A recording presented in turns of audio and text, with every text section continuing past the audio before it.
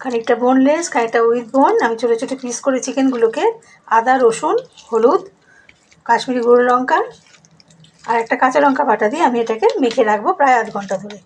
ঠিক আছে, বেশিক্ষণ দরকার নেই মেখে রাখার। এটা একটা চিকেন স্টার্টার, খুব সুন্দর খেতে হয়। এটা এখানে ঢাকা থাকবে, ঠিক আছে, আধ ঘন্টা ধরে।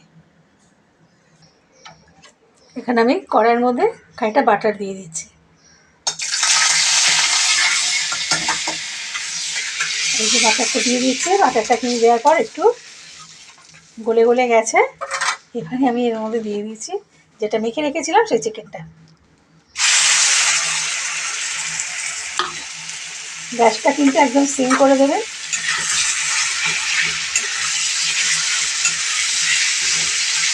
আপনারা চাইলে এর মধ্যে অন্য মশলাও দিতে পারেন, কিন্তু আমি শুধু আদা রসুন বাটা, একটা কাঁচা লঙ্কা বাটা আর হলুদ গুঁড়ো, কাশ্মীরি লঙ্কা গুঁড়োই দিয়েছি। এটা কিন্তু রান্নাটা কিন্তু বাটারে ভাত।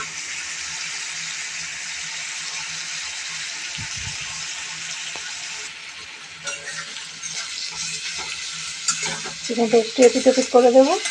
খুব সুন্দর একটা স্মেল এসছে, বুঝতেই পারছেন। বাটারে চিকেন ভাজা হচ্ছে, তাও আদা রসুন দিয়ে, খুব সুন্দর হচ্ছে স্মেলটা। এটা আর একটু হবে, আর 15-10 মিনিট মতো আমি এটাকে ঢেকে রেখে দেবো।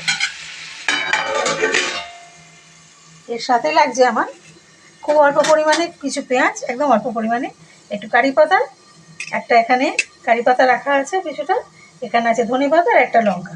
আপনারা চাইলে আরও অন্য কিছুও দিতে পারেন। এখানে আমি ঢাকাটা সরিয়ে দেখি এখানে ব্যাপারটা কী হয়ে আছে। দেখুন বাটারে এটা খুব সুন্দর ভাজা হয়ে এসছে।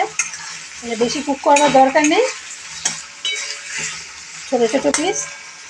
আমি এর মধ্যে এইবারে আমি যখন নামাবো তার আগে আমি দিয়ে দেবো এই কাঁচা লঙ্কা, পেঁয়াজ কুচি, ধনে পাতা আর কারি পাতা। এগুলো দিয়ে কিন্তু আর আমি কুক করবো না, ঠিক আছে। এটা দিয়ে জাস্ট একটা নাড়াচাড়া করবো 1-2 মিনিটের মতো। এটা স্টার্টার হিসেবে ভীষণ ভালো লাগে। চা কফির সাথে খেতে পারেন, কোনো কোল্ড ড্রিঙ্কস, কোনো অন্য কিছুর সাথে, যেটা আপনাদের ইচ্ছে করবে তার সাথে খেতে পারেন। ফ্রাইড রাইসের সাথেও খুব ভালো যায়, সাইড ডিশ হিসাবে ভীষণ ভালো যায়।